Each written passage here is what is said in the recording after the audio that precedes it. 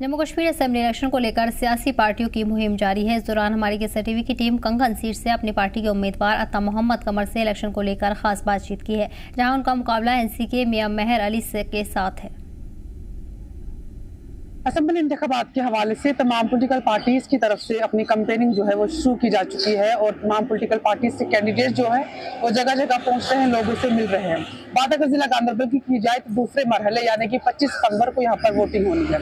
इस वक्त हमसे बातचीत करने के लिए अता मोहम्मद कमर साहब मौजूद हैं, जो कि अपनी पार्टी से इस बार कैंडिडेट हैं और इस बार पहली बार असेंबली इलेक्शन जो है वो लड़ने जा रहे हैं। सर, आपका बहुत बहुत शुक्रिया हमें टाइम देने के लिए। शुक्रिया जज़ाकल्लाह, आपका भी बहुत बहुत शुक्रिया।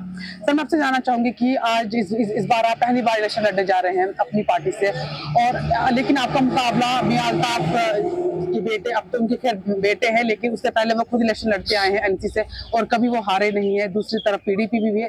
तो किस तरीके से देख पा रहे हैं कितना चैलेंजिंग आपके लिए इलेक्शन होने वाला है? न हारने का मतलब यही है कि कहीं ना कहीं कुछ ऐसी चीज़ें हैं जो न हारने के सबब बनती हैं। अगर आपके ऊपर दबाव नहीं है, आपके ऊपर एक प्रेशर नहीं है, तो आप कभी ना कभी तो हार ही जाते। इसका मतलब है कि कंगन की कौम जो है, कंगन के लोग जो हैं एक दबाव के अंदर हैं, एक पॉलिटिकल प्रेशर के अंदर है। और मियां साहब के ख़ानदान की मैं बात नहीं करूंगा, उनके ख़ानदान के किसी भी आदमी ने कभी भी पीरी मरीदी को आड़ में नहीं लाया। लेकिन नेशनल कॉन्फ्रेंस के बहुत सारे चमचे हैं जो इस वक्त लोगों के घरों में जाते हैं, जाके ये कहते हैं कि अगर आपने वोट नहीं दिया आपका बच्चा मर जाएगा, आपका घर बर्बाद हो जाएगा, आपको ये नुकसान होगा। तो इस तरह की जब बातें एक सीधे साधे इंसान को कही जाती है, एक वोटर को, तो यकीनन वो उस प्रेशर में आके तो वोट नहीं देता अपने डर से। तो ये चीज़ें जो है सदियों से चली आ रही हैं, तो इससे निकलना होगा। मैं कंगन की कौम को एक शऊर देना चाहता हूँ। अब किसकी किस्मत में कुर्सी है वो अलग सी बात है, लेकिन एक शऊर देने के लिए आया हूँ, एक इनकलाब लाने के लिए आया हूँ कि पीरी मरीदी का जो सिस्टम है ये सियासत के साथ नहीं जुड़ता। और आप कब तक पीरी मरीदी पे चलते रहोगे?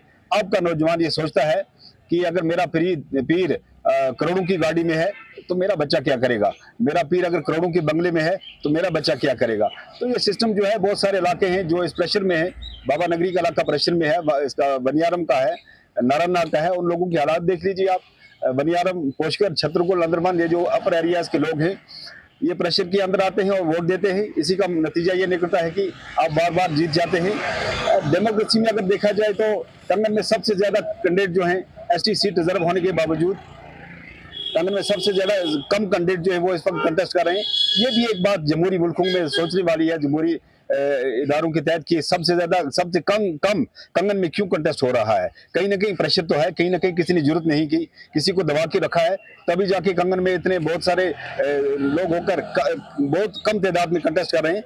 ये तो एक अनफॉर्चुनेट हमारे लोगों के साथ एक ज्यादती है, इसमें कोई शक नहीं, एक दबाव के तहत है। बाकी जीते आप, बार बार जीते। आपने छतरपुर से लेकर गंगवाल रोड को अभी तक क्यों नहीं बनाया? हजारों नौजवानों का रोजगार था, ये वसन से लेकर छतरपुर बाला तक, गंगबल तक। अगर सोनामार्ग के लोग जो हैं उनको रोजगार मिलता है टूरिस्ट का वहाँ होने की वजह से, तो छतरपुर का क्या गुनाह था, वसन का क्या था, मनीगांव का क्या था, हमारा चंद्र आरी गोरीपुरा, ये सारे लोग एडजस्ट हो जाते गंगबल और इसमें मालिश के टूरिस्ट के स्पॉट में। आप तो इसके मरकज के फॉरेन मिनिस्टर रह चुके हैं, आपने तो बीजेपी की आइडियोलॉजी पर सियासत सीखी है। आप हमें क्या बी टीम की बात करते हो? हाँ, जब 2019 के बाद यहाँ का स्टेटस छीना गया, बीजेपी ने यहाँ बड़ा जुल्म किया जम्मू कश्मीर के लोगों के साथ, हमारी इज्जत को उतार किया है।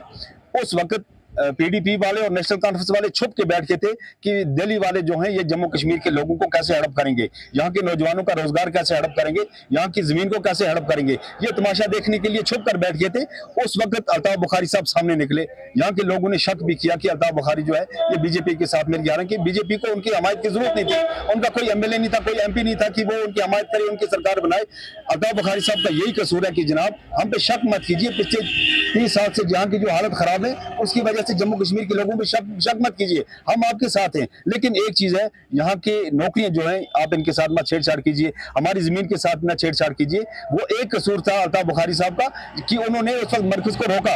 उमर अब्दुल्ला साहब सामने क्यों नहीं आए? उमर अब्दुल्ला साहब, वो फारूक अब्दुल्ला साहब 370 से 2 दिन पहले जाके मरकज में बीजेपी के साथ बात करके मिल के आए थे और 5 अगस्त को दफा टूट किया। ये सारी चीजें जो है जम्मू कश्मीर के लोग समझते हैं कि आखिर क्या हुआ, फारूक अब्दुल्ला साहब क्यों प्राइम मिनिस्टर से मिले थे। फारूक अब्दुल्ला साहब और उमर अब्दुल्ला साहब होम मिनिस्टर से क्यों मिले थे 2 दिन पहले, और उसके बाद फिर अचानक ये रिजल्ट क्यों आया? ये तो बनाई प्री प्लानिंग थी। आप देख लीजिए, इन्होंने 98 का यहाँ पे डंडोरा पीटा और उसके बाद फिर 370 का पता नहीं क्या कुछ, अब लास्ट में इसके पास कुछ नहीं रहा। तो क्या लगता है आपको, जीत रहे हैं आप? इंशाल्लाह हम जीतेंगे। बहुत बहुत शुक्रिया हमसे बात करने के लिए। ये थे अपनी पार्टी के कैंडिडेट जो कि कंगन कॉन्स्टिट्यूंसी से इस बार इलेक्शन लड़ने जा रहे हैं, और अब 8 अक्टूबर को ही पता चल पाएगा कि आखिर अवाम किस नुमाइंदे को चुनने जा रही है। केसर टीवी के लिए गांधीनगर से मैं सबा।